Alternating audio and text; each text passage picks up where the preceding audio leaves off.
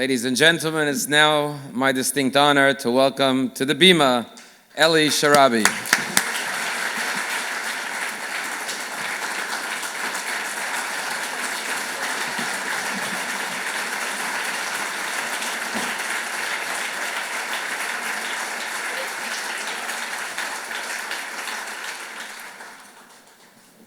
Eli, welcome to Palm Beach Synagogue. Thank you very much. Thank you. You know, when I read your book, I was impressed with your memory, that you could remember all these details. But when I met you tonight, I said, do you remember when we met? And you immediately remembered, yes, we met in Kfar Maccabiyah when you came to Israel. And just a few days after you came out of captivity, and I'll never forget when we met you in the lounge, your skin and your bones were so fragile that you were sitting on a cushion because you couldn't sit on a chair. Right. Because your skin was so raw. And to see you here looking so healthy and strong, it's just the greatest pleasure in the world. Thank you very much. Thank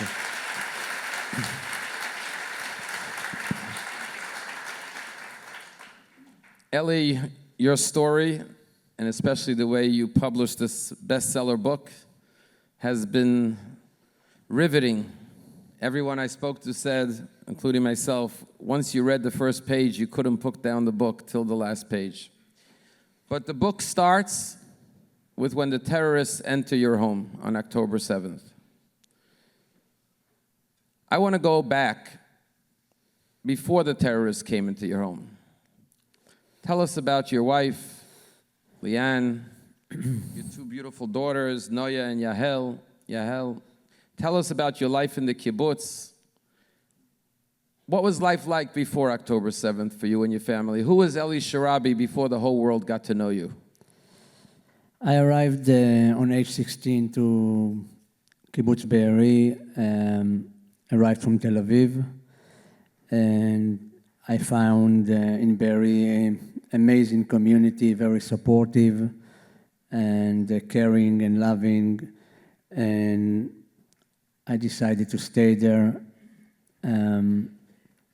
Finished school, and after that the army, and become a member of the kibbutz, and met Liane a year after the army.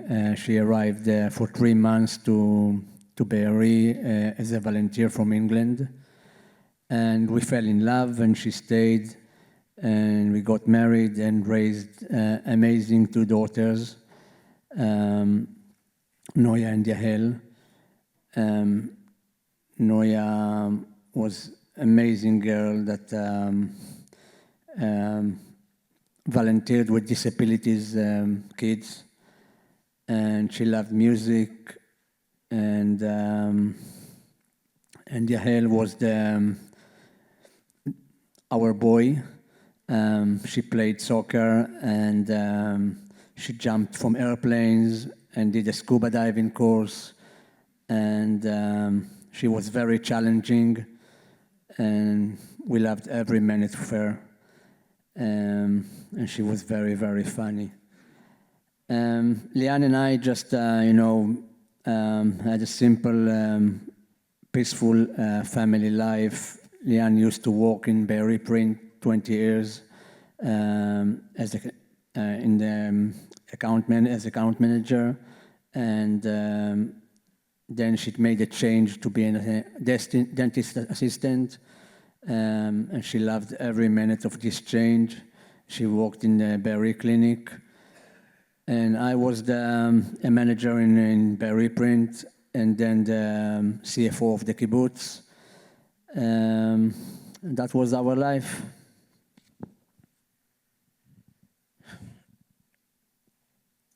So now tell us how you woke up on the morning of October 7th. We woke up 6:30 in the morning from red alarm in the kibbutz. We used to eat from time to time, so we didn't panic. We picked up our girls from their rooms to the safe room with our dog. We were sure it's going to be 5 minutes, not more than that. But the alarms didn't stop for a minute. And after half an hour, we got a message from the emergency team of the kibbutz that is a possibility of terrorists infiltrated Be'eri. It looked very weird, this message, but then they promised us that the army is on its way, and we were sure it will finish in half an hour later. But I think an hour after that, we start to see the videos coming on the news, on television, and we've seen the videos from Sderot, from Ofakim, from the Nova Festival, of young people running for their lives there. And we start to understand the situation. It's much, much bigger than we understood, and it's really not in control. But yet we didn't believe that it's going to come massively inside the kibbutz. But around 9 o'clock, more than 2.5 hours in the safe room, we start to get some messages from kids in the WhatsApp group of the kibbutz. And these kids just shouted in these messages, somebody shot dad, somebody shot mom, our house is burning. And when you know these kids and you know their parents, it's very, very difficult to read these messages.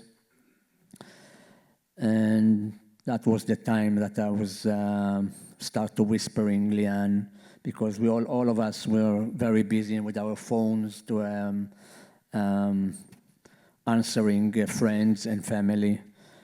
And I approached Lian and started whispering her that we are not going to resist because they're shooting everybody, and so we must protect the girls and do exactly what they're telling us.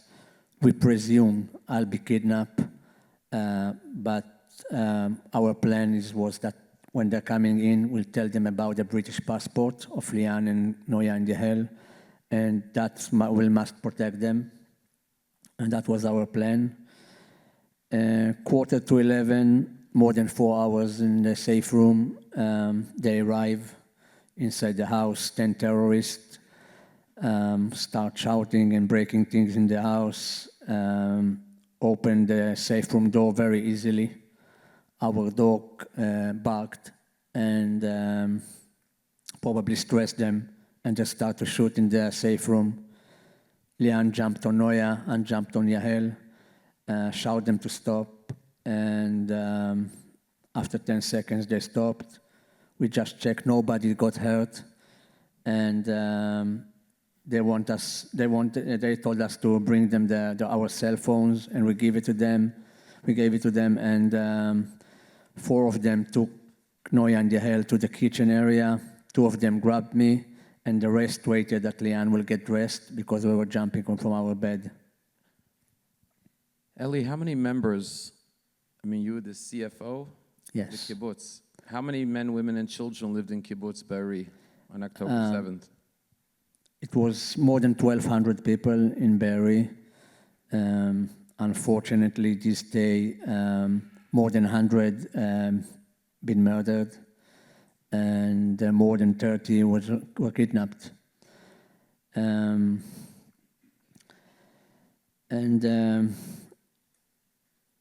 I remember that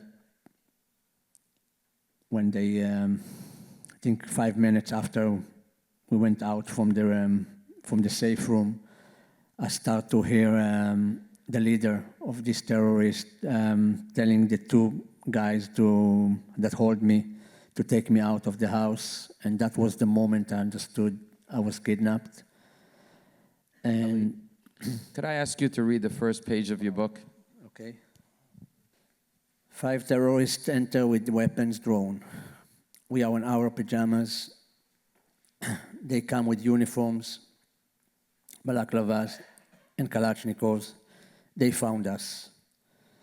Me, my wife, Lian, our beautiful daughters, Noya and Yahel, and our dog. We were in our safe room, a reinforced shelter in our house that is supposed to protect from rocket attacks. Not intruders, like this.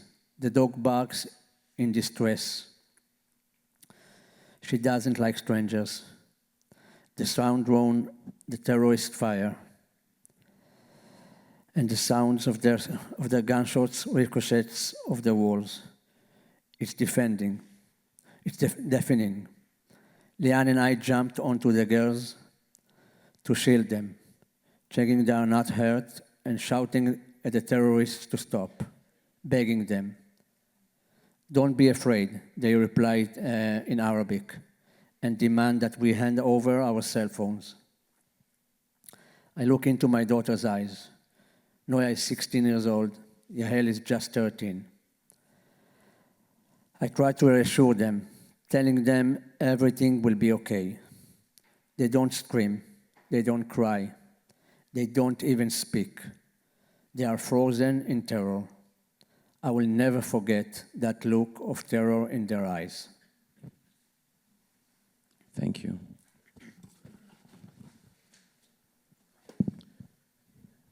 Ellie, do you often replay that scene in your mind? And do you often think about it and say, what could I have done differently?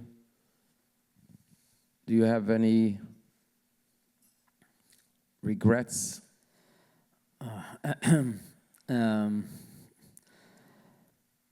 Of course, I'm thinking about it again and again, about this day.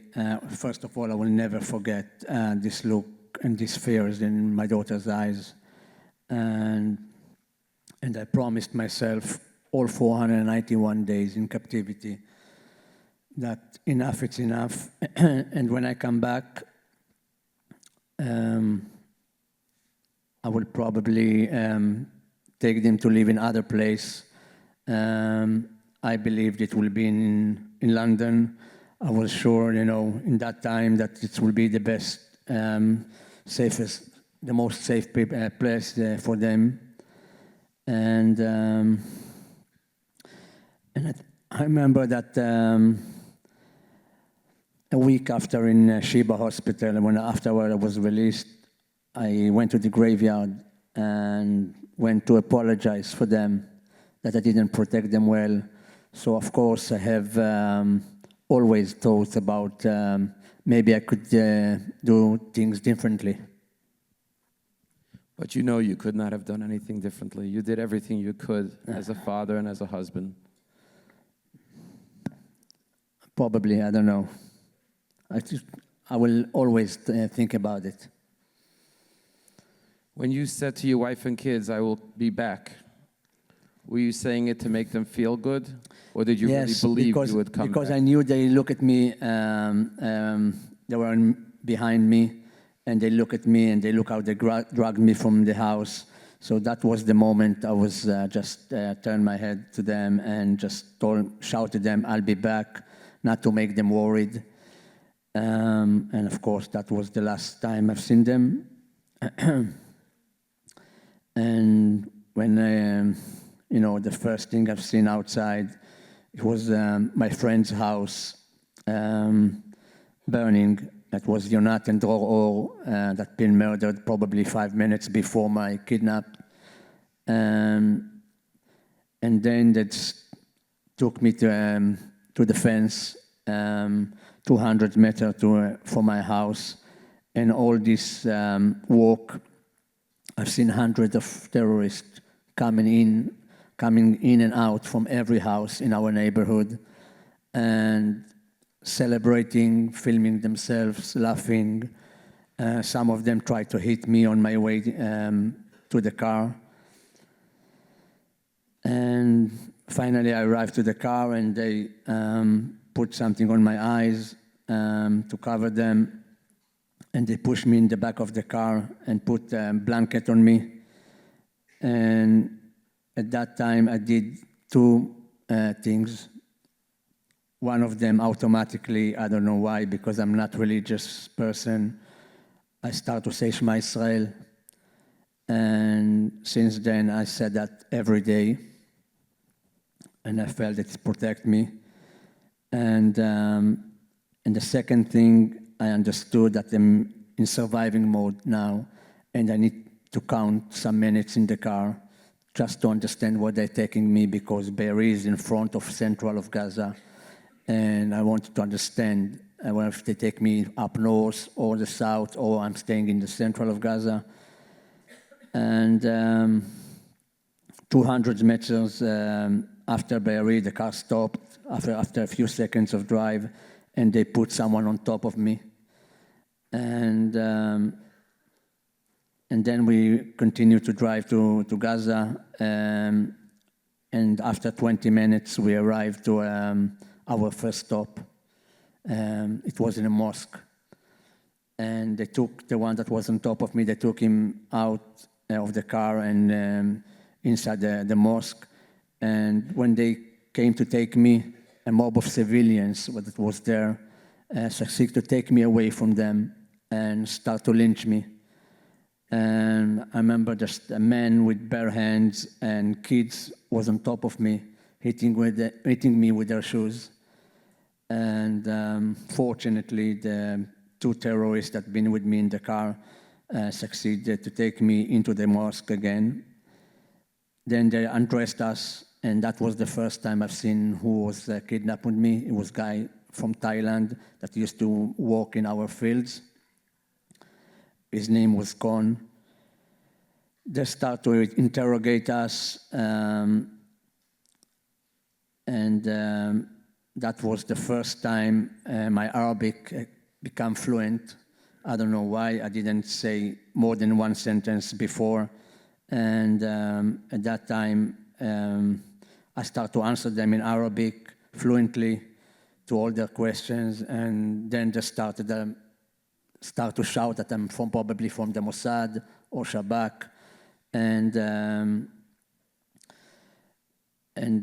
I've seen, on the corner at Kon, that couldn't answer their question, and I start to hit him.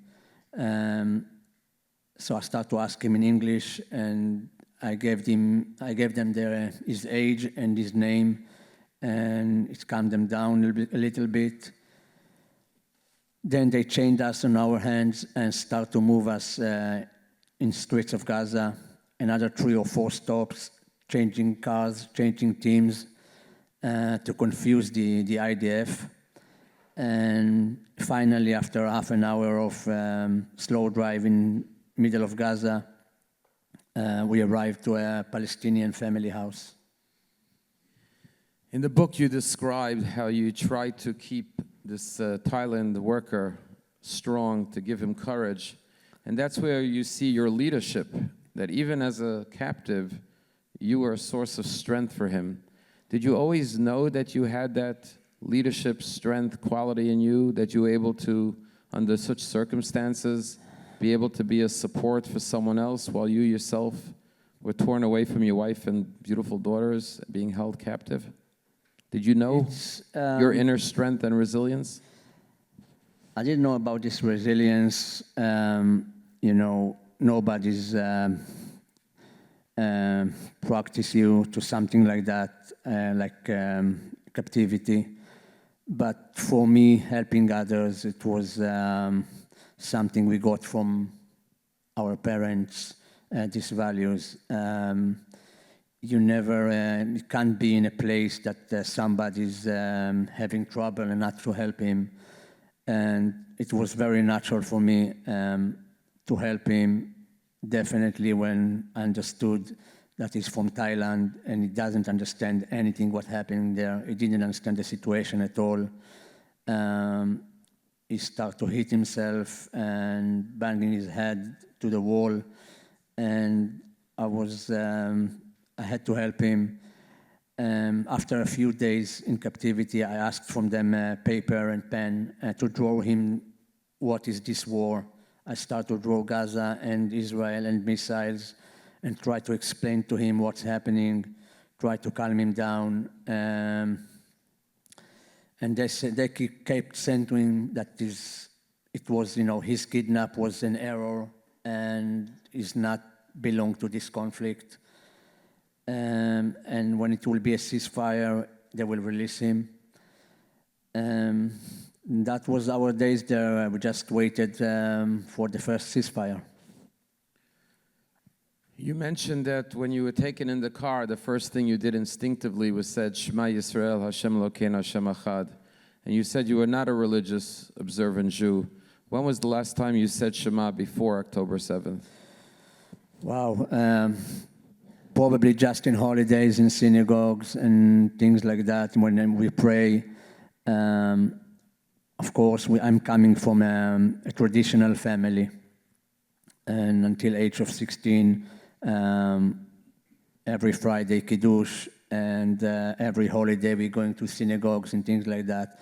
But after I arrived Be'eri, 35 years, I was unreligious. But again, when I went to my parents' house or my brother's house and sisters, of course we did Kiddush. I've tried to do Kiddush in my house. For me, it was something like for family, like become a family, not something religious. I knew all the blessing by heart, and except of Shema Israel.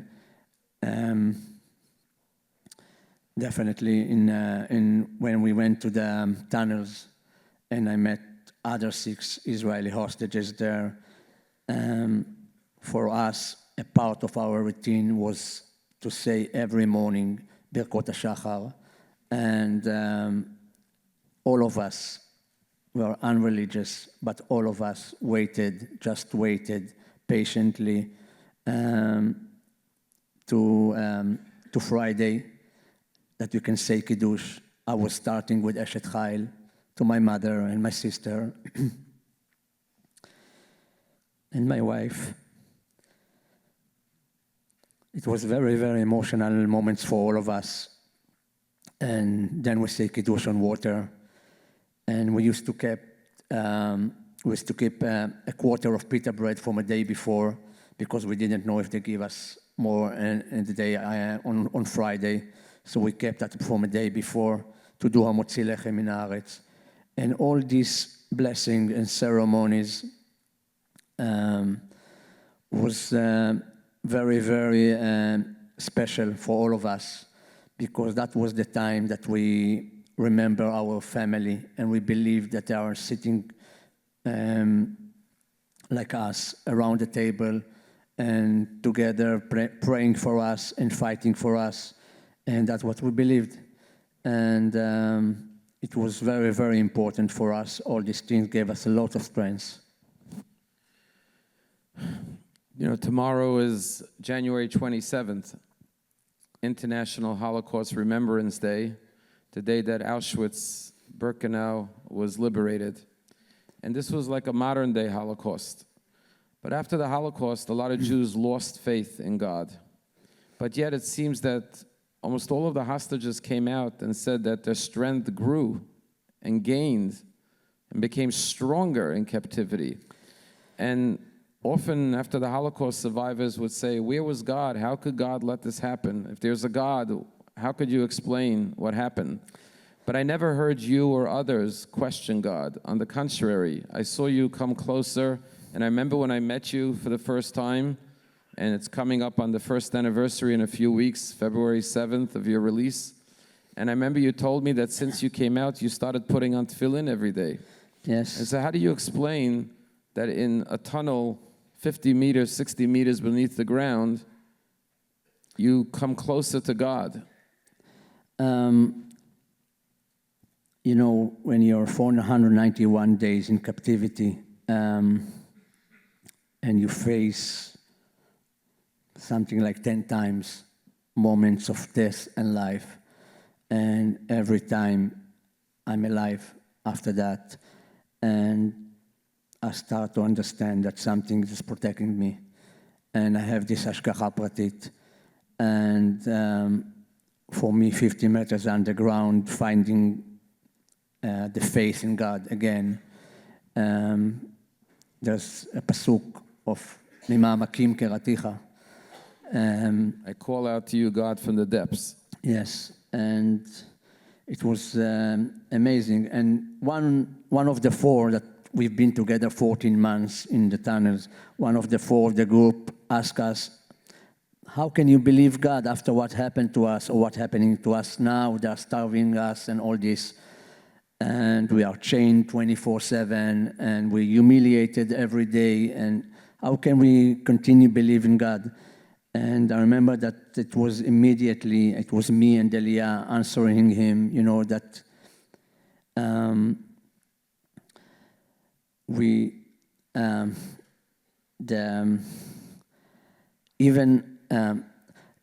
when it's really, really hard for you, that's where you're testing how much your faith is deep. And because when it's easy, it's not a problem to believe in whatever you want. But when it's hard and difficult for you, this is your test, actually. Unbelievable.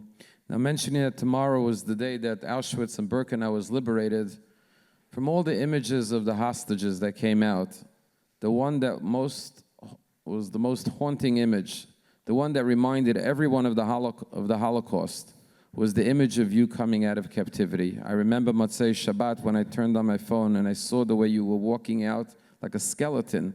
It literally reminded everyone of the Jews who left the concentration camps and the hunger. Why is it that some hostages came out, I guess they didn't look like they were as emaciated? What happened to you that you had such starvation? Was it deliberate towards you? Was it circumstances? Unfortunately, the people that held us, it was in Nusrat, in this refugee camp in center of Gaza. There were, in the beginning, they gave us food twice a day, every noon and evening. And when I say a meal, it's a bowl of pasta or bowl of rice or 1.5 pita bread. That was a meal, but it was twice a day. But until in July 24, one day they arrived and they said that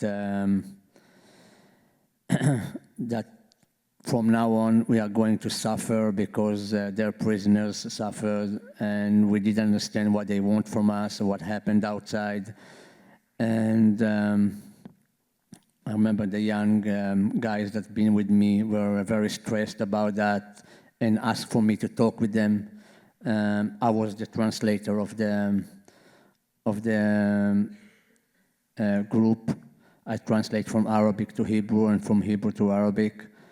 And I said to them, I'll speak with them, but not now. We need to let them calm down a little bit. And after 3 or 4 days, I've tried to speak with them, and it didn't help. And they reduced our 2 meals to 1 meal. And I think after 2 or 3 weeks, we've started to feel really, really dizzy, and we've seen our bodies shrinking drastically. And we said we have to do something to shock them and to tell them that we are going to die. But it needs to be something very visual that will shock them. And it was more than obvious that I'm going to take this on me, this action, because we analyzed them and we understood that if they're worried about someone physically, it will be about me because my age, I was 52 years old then, and all the rest been 25. And again, I was the translator of the group, so I was very important for them. So I said, I'll take it on me. I took a razor blade that was with us, that used, they wanted us every 6 weeks in the shower. And when I say shower, it's half bucket of cold water. This is a shower, every 6 weeks. And they asked from us to use this blade to shave our armpits. It was very important for them.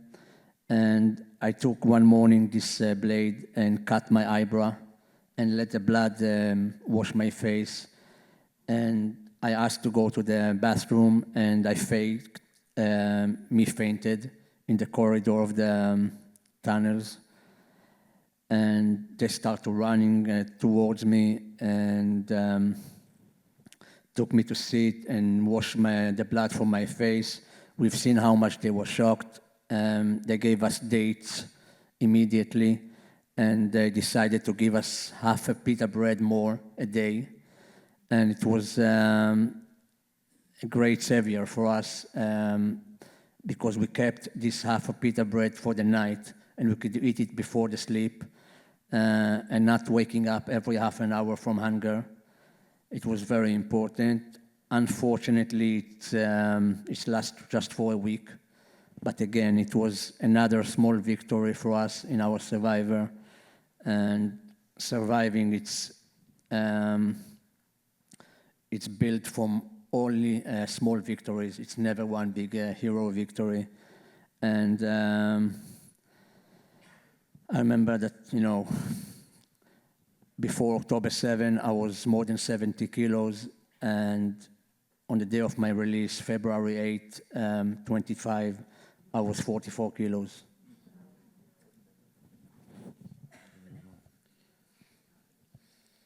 You met a number of other hostages in the tunnels.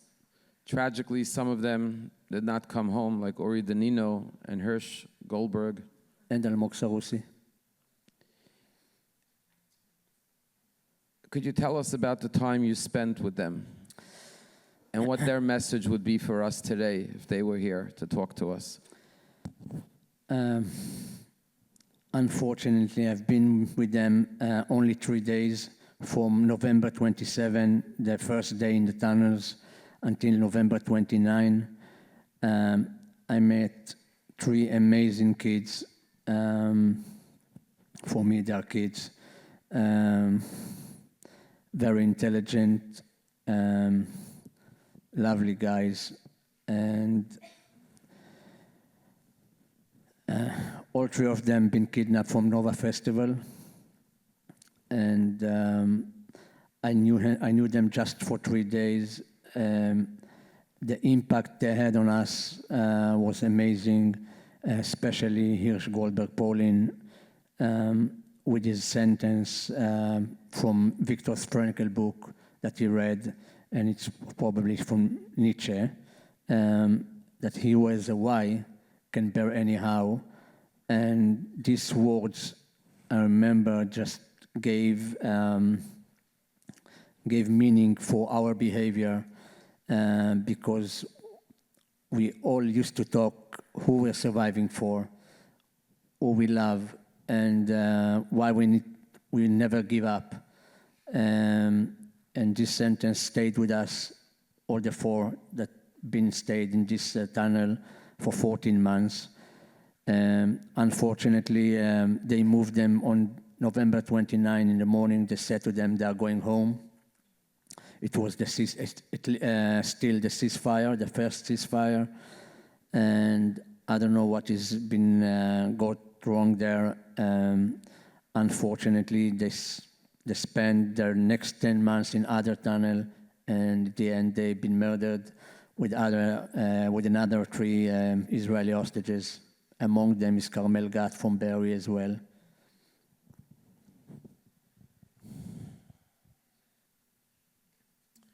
What would they say to us? What was their message? They were happy. They said, we all talked about, that it's only a stage that we need to face now. We need to survive that to arrive to the next stage outside, and we will deal with what happened outside. We will deal when we release, and that was step by step. And they were very, very optimistic about life, about them doing, cherish what really, really important in life. As I said, really great kids. Your brother, Yossi, Yes. was also taken abducted on October 7th. Did you know that he was taken hostage? I didn't know anything. The last time I was texting with him on October 7, he was still answering me. I realized I was announced 2 days before my release on February 6. The Hamas leader in that group approached me with his phone and showed me Yossi's photo and happily announced me that he was kidnapped as well on October 7 and he was killed in Gaza. I didn't believe him in the beginning, but Ohad Ben-Ami, that was with me just 4 days before my release, took me to the side, took a deep breath, and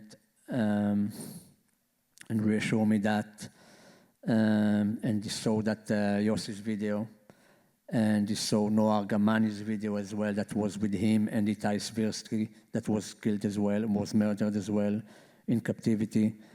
And it was horrible moment for me to understand that. Would you ask your captors about the fate of your wife and daughters? From day one in captivity, I'm a very practical person. I was thinking about all the scenarios that can happen on October 7.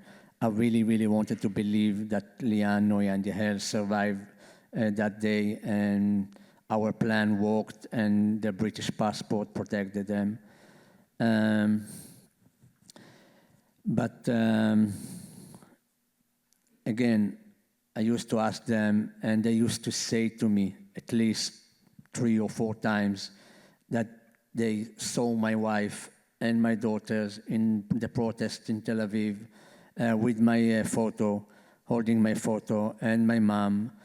And it was very emotional moments for me. I really wanted to believe that. But again, every time they said that to me, I said to my fellow hostages that I never can count on them, I never trust them. And unfortunately, even in that horrible ceremony on February 8th, the day of my release, one of the questions was on the stage, that how I feel that I'm going now to see my wife and my daughters. So take us to the moment that you're picked up by the IDF soldiers. Tell us how that conversation went. And after this horrible ceremony, they transferred us to the Red Cross. And 15 minutes later, the Red Cross transferred us to the IDF. And the social worker approached me and said, "I'm Leah, and your mom and your sister are waiting for you in Re'im camp." And I said to her, "Just bring me my wife and my daughters." And and she said, "My mother and my sister will tell me." And of course, at that moment, I understood everything. I understood Liano and Yael didn't survive.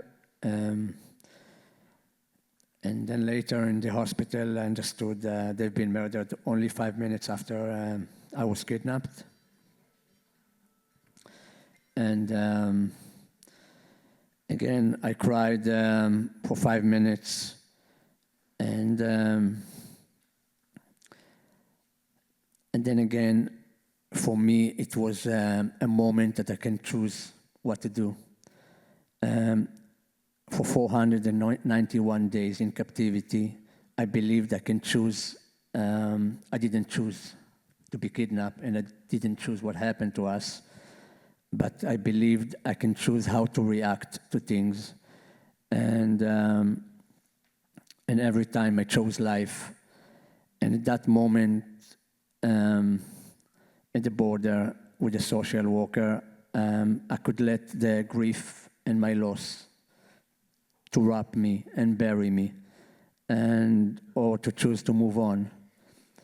And at that moment, I remember who gave me always strength in that moments, in hard moments, in difficult moments. It's always my family, my dear family. And I said to her, please, let's go to see my mother and my sister. And after that, in the hospital, I met another sister and my brother Sharon. And since then, I'm surrounding with circles of love and support, and they give me lots of strength. And thanks to them, I choose life every morning from the beginning. Thank you.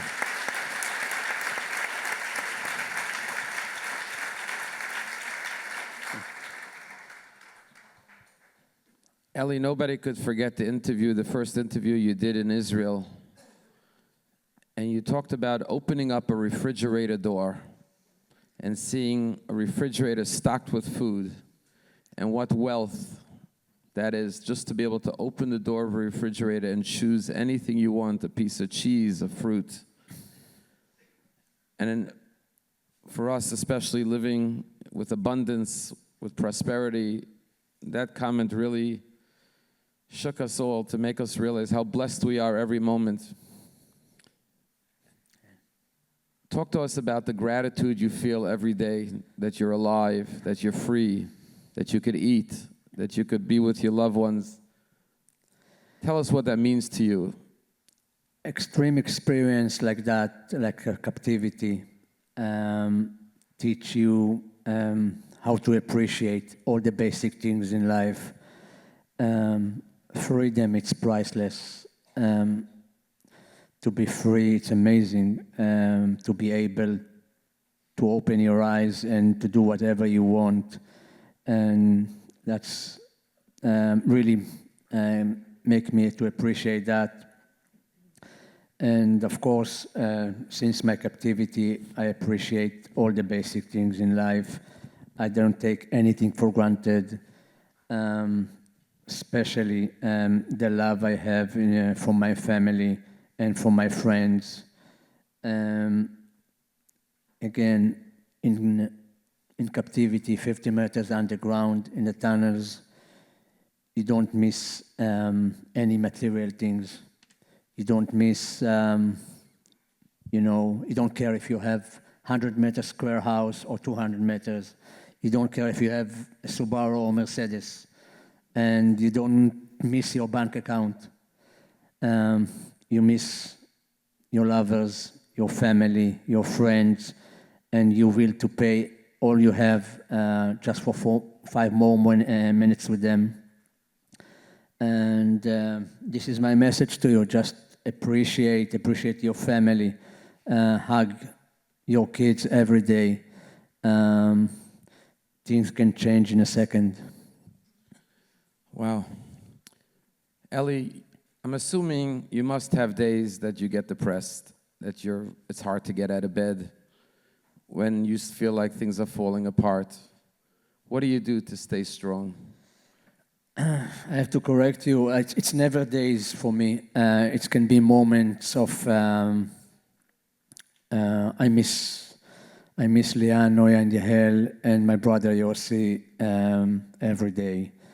I miss them a lot. I'm not depressed. I remember them smiling. I remember the good they've done all their life. For me to be depressed, it's not an option. Not after my family, my amazing family, fought for me for 500 days.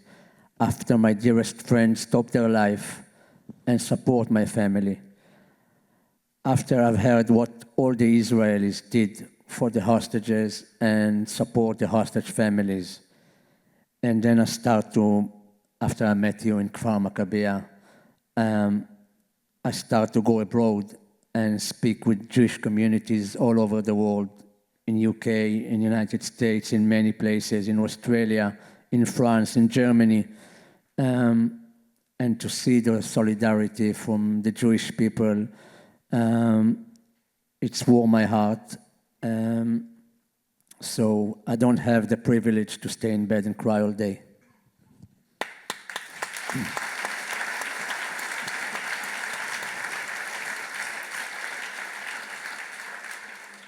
Ellie, it's almost a year since you came out, February 8th. Have you gone back to your home in Be'eri? I've been in Be'eri, in the kibbutz. I've been in a few funerals. I've been around my neighborhood. I didn't come in to my house yet. It's something I need to solve with my therapist. It's not an easy for me, of course, but I'm quite sure I will do that in the future. And for me, Be'eri was home for 35 years. I love this community. I'm Eli. Thanks to Be'eri as well, and not just to my parents.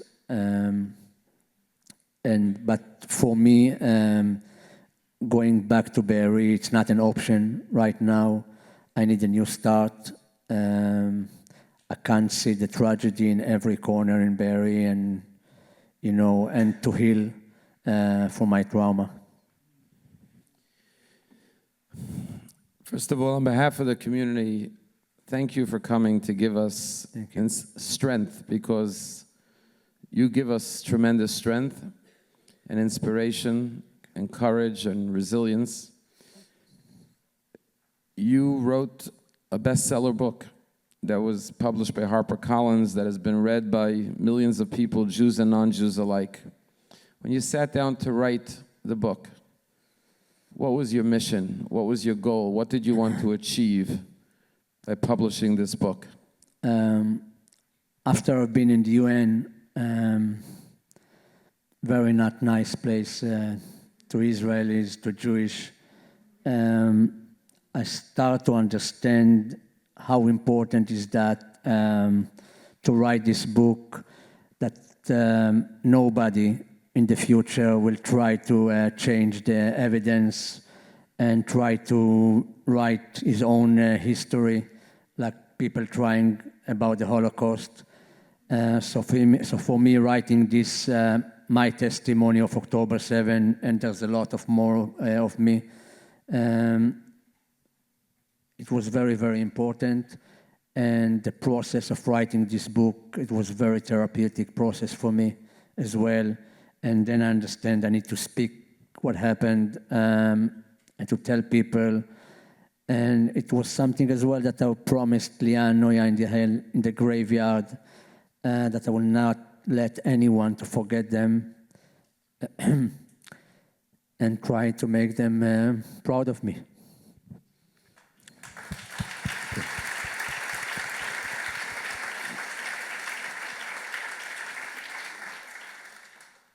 Eli, many of the people who lived in the kibbutzim near Gaza knew that they were living very close to Hamas. What was your view and the community members' view of Hamas before October 7th? And now, what do you understand that you didn't understand before October 7th about this terrorist organization?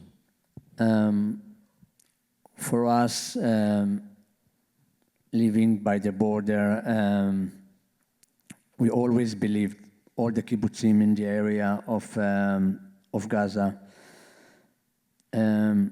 we really wanted to believe that we need to live in peace with our neighbors, and we've done very active things for this peace. We donated money and clothes and food, and it was time that they were coming in to work in Israel, so some of them worked in Be'eri as well. And we used to take some of them from the border to Israeli hospitals to take care of them. And unfortunately, after October 7, I understood that it's not just Hamas. For me, all the places that I met civilians, now not even one of them were uninvolved for me. And unfortunately, to see different future in different reality in the future or peace process, it's almost unimaginable to happen. It will need at least for me, for my opinion, 2 generations of re-educated the young generation there. And maybe then we'll have a chance.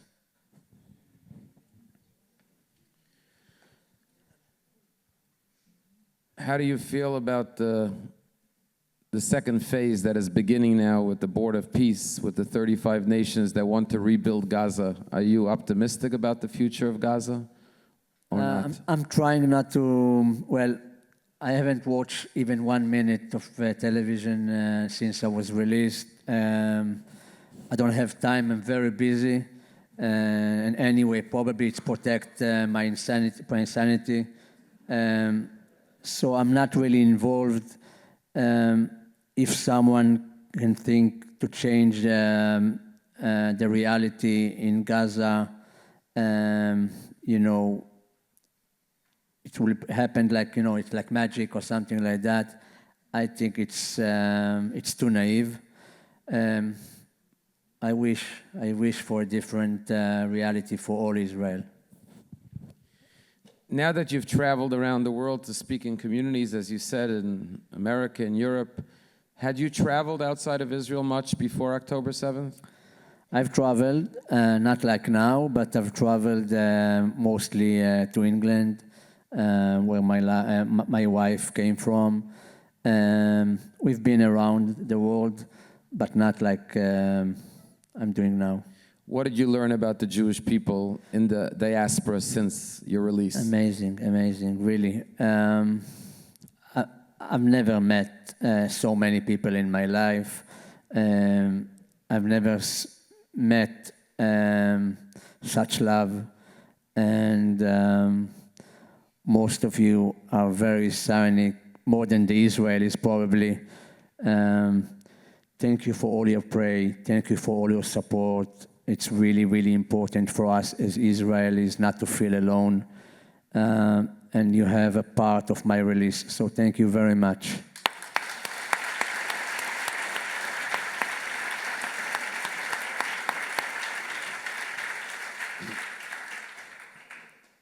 Final question, Eli. And again, thank you for coming here tonight. Nobody will forget the honor of meeting a hero like you, and we learned from you and your book how we could be more grateful for the simple things in life, how to connect more deeply with our faith in God, how to show more love to our fellow Jews, to be unified as a nation, the most important thing.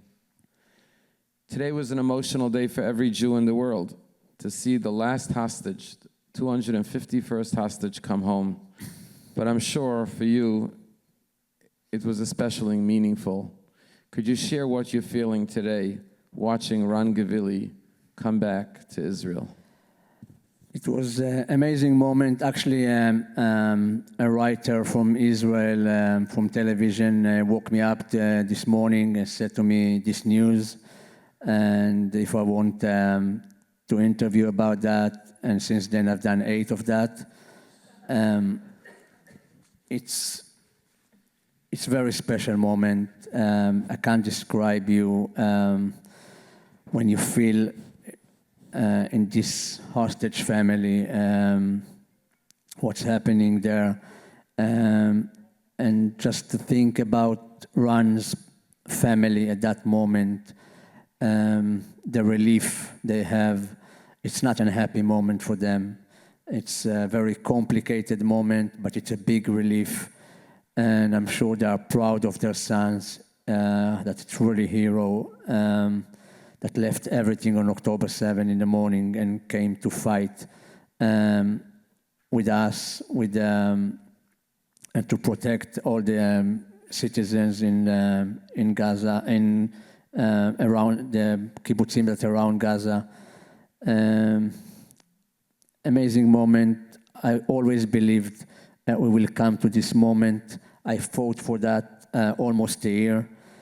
And it's probably something very special in this place in Palm Beach, because last time I've been here, it was 4 months ago. And it was 5 minutes before me coming on the stage.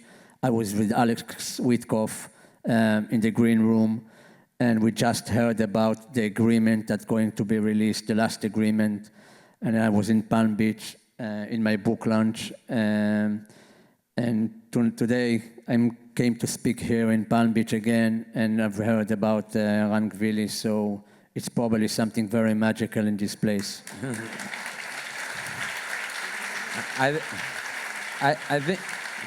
I think it's a sign that you have to keep on coming back, because it brings good news.